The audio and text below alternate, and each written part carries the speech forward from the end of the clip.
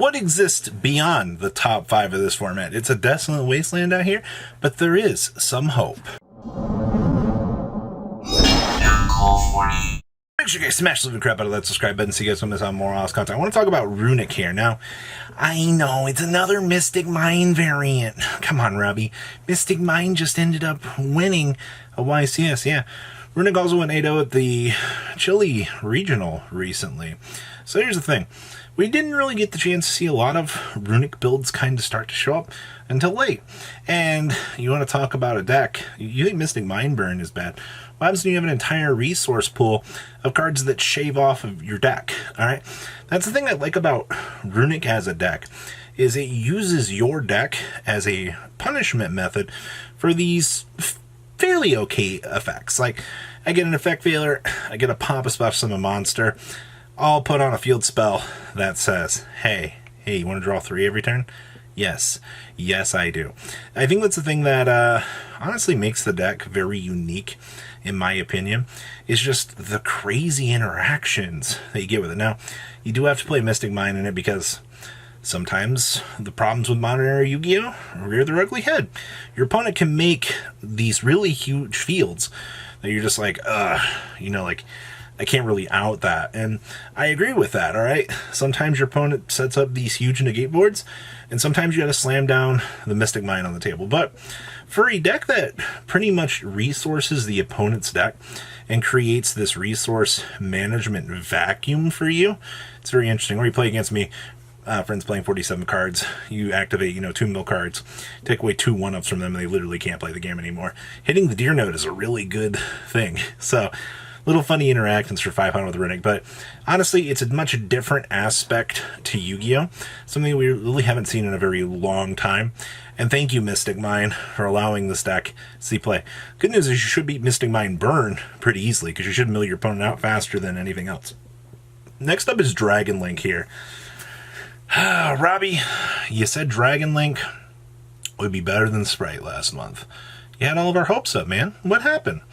So, when I do a lot of these tier lists, I listen to a lot of what some of the more competitive players that I have around me are talking about.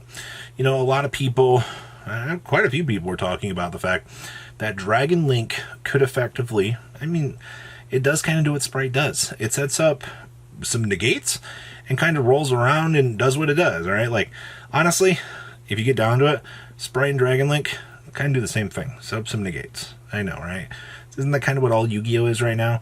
It's, you choose your flavor of deck, and then you make a board. You hope that those negates that you set up are enough. You pat yourself on the back, you're like, good job, I made 12 negates on 5 cards. You're like, good job, Robbie, you did it. Well, it's kind of what Dragon Link does right now. Like I said, in comparison to Sprite. You set up Hot Red Dragon Archfiend, you set up, whatever else combination-wise that you're playing.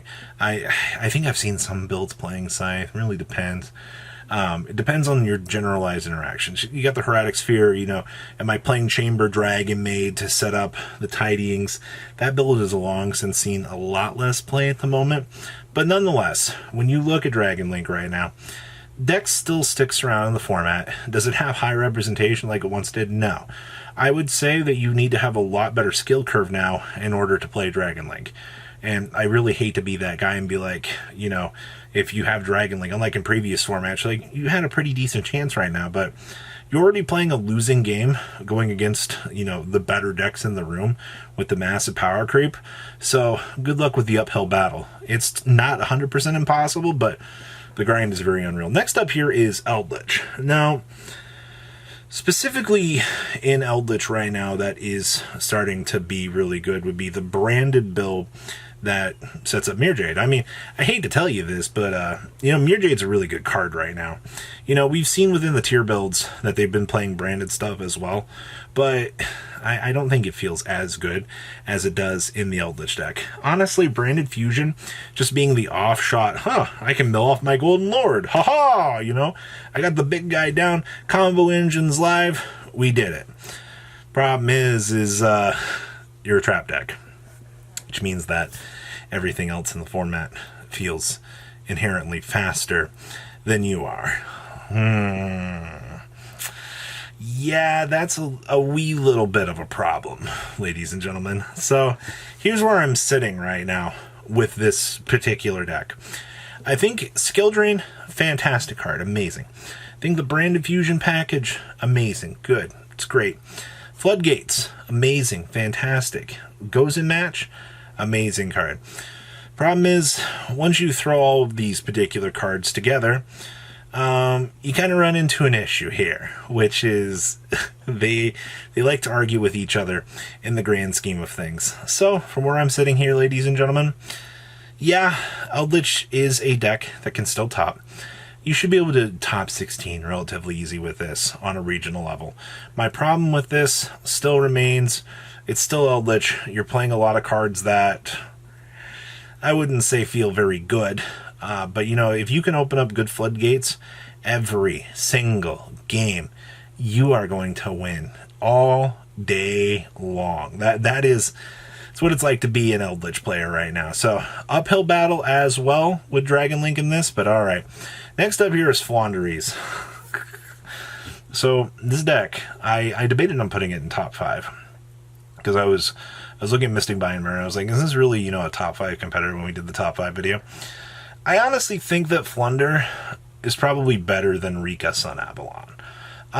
The thing with Flander right now is you're going through the reprint wave right now. Everybody's getting the deck even cheaper than they had it before. End Pen is an amazing card, ladies and gentlemen. It is... You got to remember, like, these turnover amounts, these power cards that Flander has. Flander is unique in itself because, we play during our turn. The fact that both turns end up being representative of us in terms of doing things. I think it really does change, like, the norms and the dynamics for the game in that aspect. But my problem here is it's still Flander. Yeah, you got the ability to dodge with Advent, but the rest of what you do just isn't that good anymore. I hate to say it. I really want Flander to continue to be a good rogue contender, but my problem, it feels lackluster anymore, especially with the amount of hate right now between Ultimate Slayer, Droplet, Dark Ruler No More, all of these cards that these players have brought to the table right now to deal with these huge issues within the format. Yeah, a Flander board is going to have an issue the minute a Dark Ruler No More slams down on the table. That's just kind of how it works right now. So if you're a Flander player right now, you can still do good. That's kind of like the point of these decks is you can do good. It's just your uphill battle isn't fun, compared to some of the other decks that, just get the freer pat on the back that are like, oh yeah, this is easy. That's literally just how the format actually is right now. And last but not least is Sword Soul. Oh man, Sword Soul. This deck won the NA YCC Yu-Gi-Oh! Championship event. Then the deck just disappeared. It's had a very, very in-between go fest of regional tops. That's it, man. Like, this deck was like, yeah, I'm the buff king. Yeah, I won an event. And then it just disappeared. This round of power creep just sent this deck literally packing back to the Stone Age, man. Like, I feel really, really bad for this deck, all right? Like, if you're a Sword Soul player, pat yourself on the back. You had your time. I think that's what a lot of players are kind of looking at right now with everything is they're like, oh my gosh, this deck, hey, you know what? It had its time. You got reprints coming in Mavens, all right? Be patient, you'll get the chance. Honestly, the deck's already spinning out in terms of value right now. You can get pretty much everything that you want so much cheaper right now. So just put a little bit of a smile on your face. Sit back, wait. Patience ends up paying off.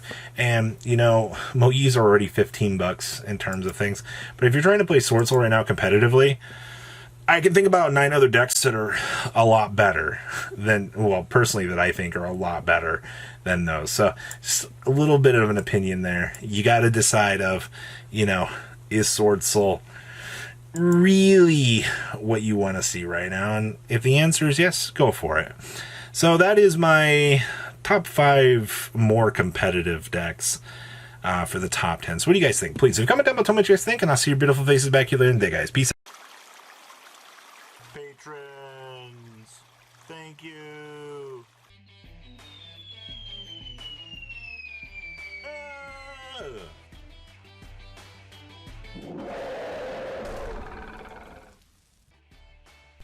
Thank you so much for watching. Check out these other videos.